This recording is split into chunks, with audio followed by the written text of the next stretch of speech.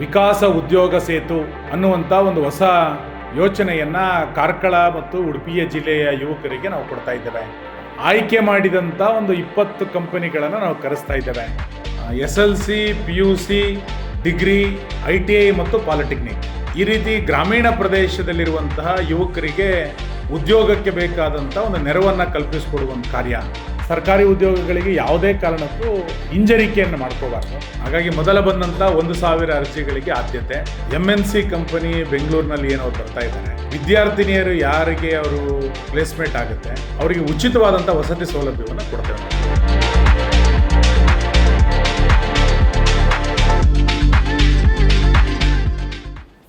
ವಿಕಾಸ್ ಸೇವಾ ಸಂಸ್ಥೆಯ ನೇತೃತ್ವದಲ್ಲಿ ಕಳೆದ 5-6 ವರ್ಷಗಳಿಂದ ರಚನಾತ್ಮಕವಾದಂಥ ಸಾಮಾಜಿಕ ಚಟುವಟಿಕೆಯನ್ನು ನಿರಂತರವಾಗಿ ಕಾರ್ಕಳವನ್ನು ಕೇಂದ್ರವಾಗಿ ಇಟ್ಟುಕೊಂಡು ಜಿಲ್ಲೆಯಾದ್ಯಂತ ಬೇರೆ ಬೇರೆ ಕಾರ್ಯಕ್ರಮಗಳನ್ನು ನಾವು ಮಾಡ್ತಾ ಬಂದಿದ್ದೇವೆ. ಸುಮಾರು 5-6 ವರ್ಷಗಳ ಹಿಂದೆ ನಮ್ಮ ತಾಲೂಕಿನ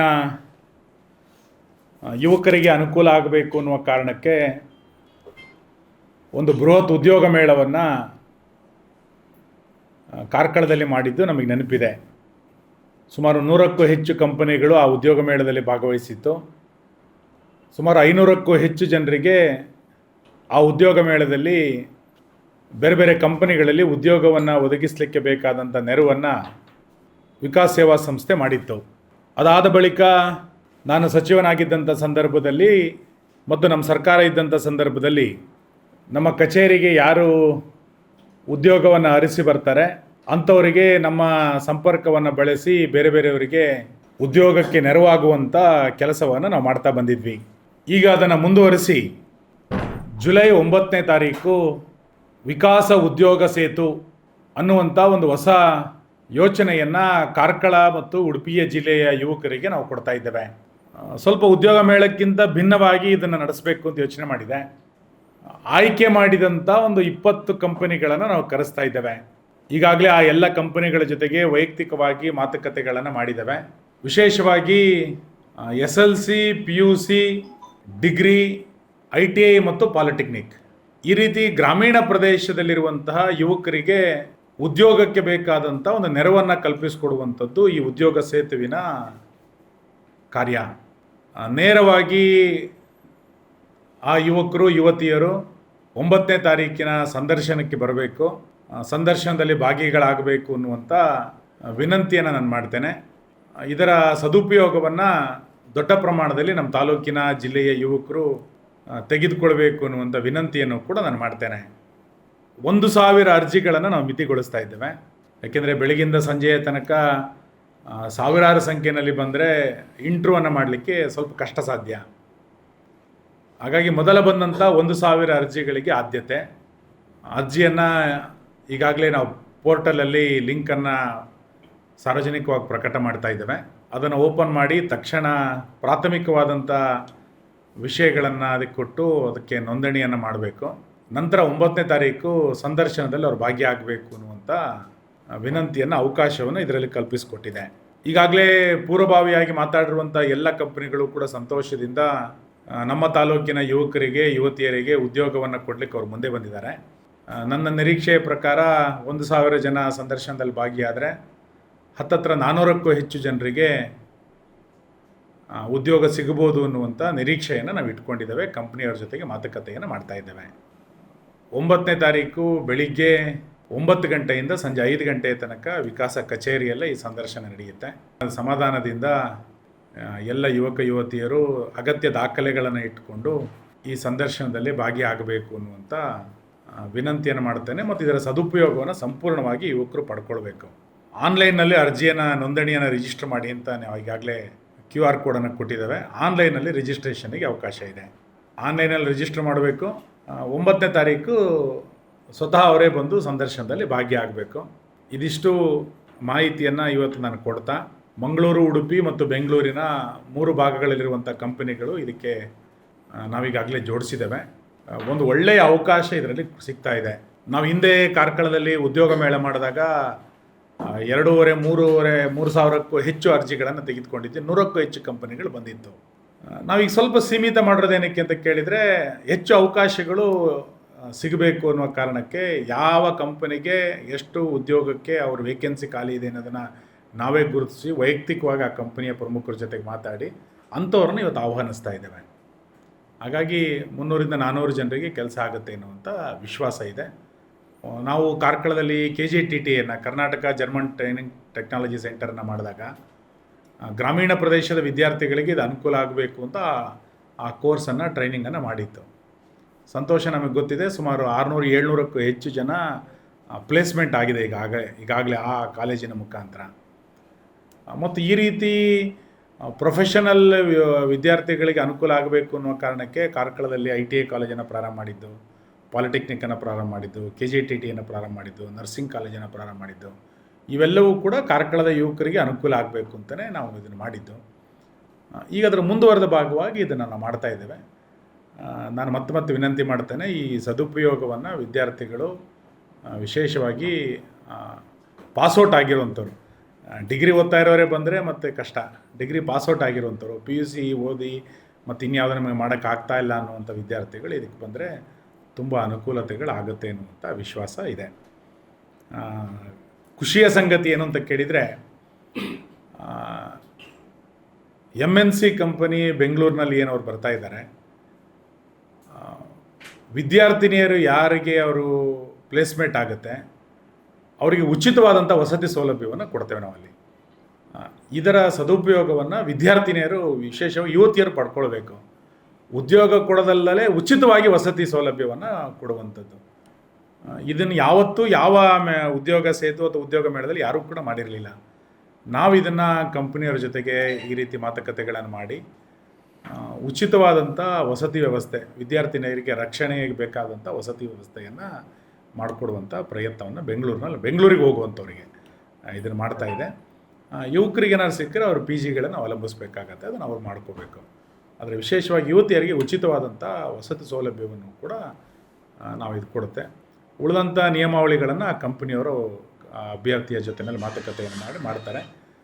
ನಾನು ವಿನಂತಿ ಮಾಡೋದು ವಿದ್ಯಾರ್ಥಿಗಳಿಗೆ ಏನು ಅಂತ ಕೇಳಿದರೆ, ನಿಮಗೆ ಆಯ್ಕೆ ಮಾಡಿದಂಥ ಆಸಕ್ತಿ ಇರುವಂಥ ಕಂಪನಿಗಳನ್ನು ಆಯ್ಕೆ ಮಾಡಿಕೊಂಡು ದಯಮಾಡಿ ಬನ್ನಿ. ನಂತರ ನಿಮ್ಮ ಅನುಭವ, ಎಕ್ಸ್ಪೀರಿಯೆನ್ಸ್ ಆಧಾರದಲ್ಲಿ ಆಮೇಲೆ ಉಳಿದ ಕಂಪನಿಗಳಿಗೆ ಹೋಗ್ಲಿಕ್ಕೆ ನಿಮಗೆ ಅವಕಾಶ ಇರ್ತದೆ. ಇತ್ತೀಚೆಗೆ ಏನಾಗಿದೆ ಅಂತ ಕೇಳಿದರೆ, ಎಲ್ಲ ಕಂಪನಿಯವರು ಎಕ್ಸ್ಪೀರಿಯೆನ್ಸ್ ಕೇಳೋದು, ಅನುಭವ ಕೇಳ್ತಾರೆ.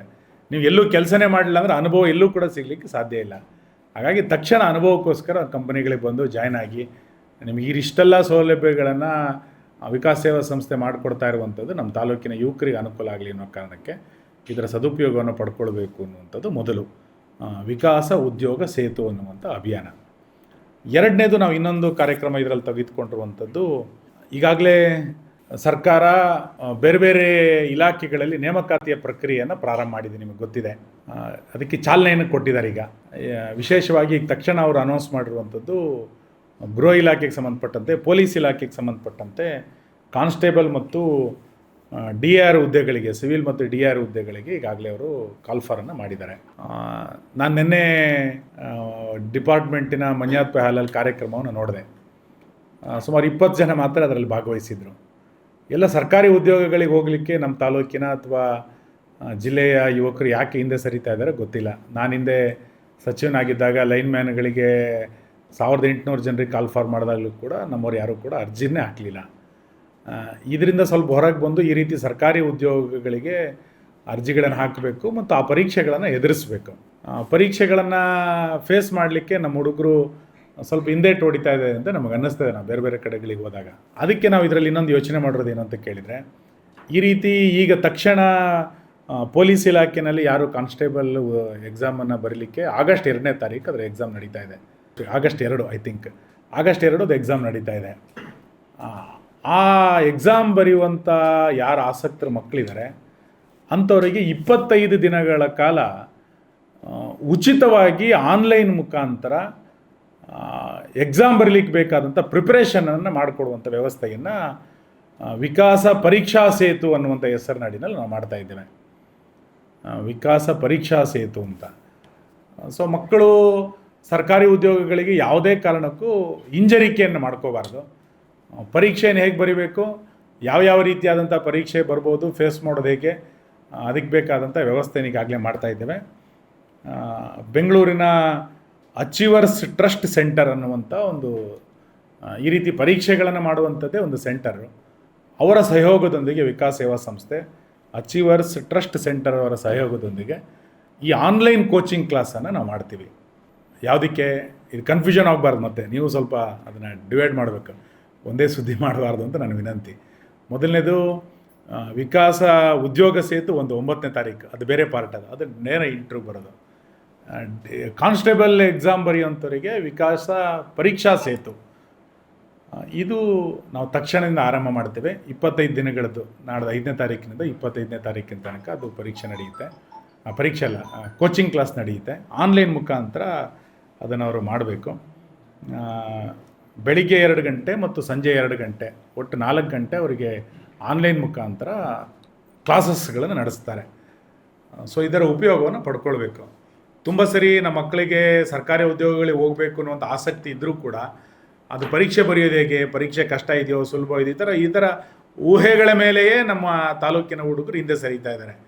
ಇದಕ್ಕಿನ ಅವಕಾಶ ಆಗಬಾರ್ದು ಅನ್ನುವ ಕಾರಣಕ್ಕೆ ನಾವಿನ್ನು ಯಾವುದೇ ಸರ್ಕಾರಿ ಉದ್ಯೋಗಗಳಿಗಾದಾಗ ಅಂಥ ಹುಡುಗರಿಗೆ ಪರೀಕ್ಷೆ ಬರೆಯುವಂಥ ಆಸಕ್ತಿ ಇರುವಂಥ ಹುಡುಗರಿಗೆ ಈ ರೀತಿ ಉಚಿತವಾಗಿ ಆನ್ಲೈನ್ ಕೋಚಿಂಗ್ ಕ್ಲಾಸ್ಗಳನ್ನು ನಮ್ಮ ತಾಲೂಕಿನ ಎಲ್ಲ ಯುವಕರಿಗೆ ನಾವು ಮಾಡ್ತೇವೆ.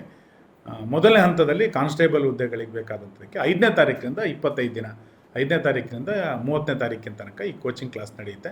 2ನೇ ತಾರೀಕು ಅವರು ಎಕ್ಸಾಮಿಗೆ ಮಾಡಬೇಕು. ಇದೆಲ್ಲವೂ ಕೂಡ ಉಚಿತ, ಯಾವುದೇ ಶುಲ್ಕಗಳಿಲ್ಲ. ಇದರ ಸಂಪೂರ್ಣವಾದಂಥ ಉಪಯೋಗವನ್ನು ನಮ್ಮ ತಾಲೂಕಿನ ಯುವಕರು, ಜಿಲ್ಲೆಯ ಯುವಕರು ಪಡ್ಕೊಳ್ಬೇಕು ಅನ್ನೋದು ವಿನಂತಿಯನ್ನು ಮಾಡ್ತೇನೆ. ಎರಡಕ್ಕೂ QR ಕೋಡ್ಗಳು ಬೇರೆ ಬೇರೆ ಇದೆ, ದಯಮಾಡಿ ಇದನ್ನು ಕನ್ಫ್ಯೂಸ್ ಮಾಡ್ಕೊಳ್ಳೋದ್ರೆ ಆನ್ಲೈನ್ ಮುಖಾಂತರ ಇದನ್ನು ನೋಂದಣಿ ಮಾಡ್ಕೊಳ್ಳಿ ಎನ್ನುವಂಥ ವಿನಂತಿಯನ್ನು ನಾನು ಈ ಸಂದರ್ಭದಲ್ಲಿ ಮಾಡ್ತೇನೆ. ವಿಕಾಸ ಉದ್ಯೋಗ ಸೇತು ನೇರ ಸಂದರ್ಶನಕ್ಕೆ ಭಾಗಿಯಾಗುವಂಥ ಯುವಕ ಯುವತಿಯರಿಗೆ ಜುಲೈ 9ನೇ ತಾರೀಕು ಬೆಳಿಗ್ಗೆ 9 ಗಂಟೆಯಿಂದ ಸಂಜೆ 5 ಗಂಟೆಯ ತನಕ ಕಾರ್ಕಳದ ವಿಕಾಸ ಕಚೇರಿನಲ್ಲಿ ನಡೆಯುತ್ತೆ. ಸರ್, ಈಗ ಈ ಕಂಪನಿ ಇಂಟರ್ವ್ಯೂ ಬರೋ ಬ್ಯಾಕ್ಗ್ರೌಂಡ್ ಏನು ಸರ್? ಅಂದರೆ ಈಗ IT ಮತ್ತು ಕಂಪ್ನಿಗಳದ್ದು ಯಾವುದಾದಂಥ ಲೀಸ್ಟನ್ನು ನಾಳೆ ನಾನು ಅನೌನ್ಸ್ ಮಾಡ್ತೀನಿ, ನಾಳೆ ನಾಡೋದ್ರಲ್ಲಿ ಯಾವ್ಯಾವ ಕಂಪ್ನಿಗಳು ಬರುತ್ತೆ ಅಂತ. ಬಟ್ ಸೆಲೆಕ್ಟೆಡ್ ಒಂದು 20 ಕಂಪನಿಗಳನ್ನು ಮಾಡಿದ್ದೇವೆ. ಆನ್ಲೈನ್ ಅವ್ರು ರಿಜಿಸ್ಟರ್ ಮಾಡಿರೋರಿಗೆ ಆನ್ಲೈನ್ ಅದ್ರ ಲಿಂಕ್ ಕಳಿಸ್ತಾರೆ, ಆ ಲಿಂಕ್ ಓಪನ್ ಮಾಡ್ಕೊಂಡು ಅವ್ರು ಥರ ಟ್ಯೂಷನ್ ಕ್ಲಾಸ್ ಇದ್ದಂಗೆ ಅದು. ಈಗ ನಾವು ಯಾರು ಅಕಾಡೆಮಿ, ಅಚೀವರ್ಸ್ ಟ್ರಸ್ಟ್ ಅಕಾಡೆಮಿಯವರ ಜೊತೆಗೆ ನಾವು ಮಾತುಕತೆಯನ್ನು ಮಾಡ್ತಾ ಇದ್ದೀವಿ. ಮೊದಲನೇ ಹಂತದಲ್ಲಿ ನಾನು ಇನ್ನೂ ಮುಂದುವರಿಸ್ತೇನೆ.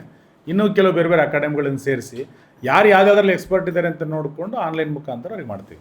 ಇಲ್ಲಿ ಮುಂಚೆ ಏನಾಗ್ತಿತ್ತು ಅಂದರೆ ಬರೀ ಪೊಲೀಸ್ ಕಾನ್ಸ್ಟೇಬಲ್ ಆದರೆ ಇಲ್ಲಿ ಸ್ವಲ್ಪ ನಾಲೆಡ್ಜ್ ಇತ್ತು. ಈ SDA, FDA ಮತ್ತು KPS ಅದಕ್ಕೆ ಈಗ ವಿಕಾಸ್ ಸೇವಾ ಸಂಸ್ಥೆ ಈ ಕೆಲಸವನ್ನು ನಮ್ಮ ತಾಲೂಕಿನ ಯುವಕರಿಗೆ ಮಾಡಬೇಕು ಅಂತಲೇ ಪ್ರಾರಂಭ ಮಾಡಿದ್ದೀವಿ. ಈಗ ಇನ್ನು ಯಾವುದೇ ಸರ್ಕಾರಿ ಉದ್ಯೋಗಗಳಿಗೆ ಕಾಲ್ ಫಾರ್ ಮಾಡಿದರೆ ಅದಕ್ಕೆ ಬೇಕಾದಂಥ ಟ್ರೈನಿಂಗನ್ನು ನಮ್ಮ ಸೇವಾ ಸಂಸ್ಥೆ ಕೊಡುತ್ತೆ, ವಿಕಾಸ್ ಸೇವಾ ಸಂಸ್ಥೆ ಕೊಡುತ್ತೆ.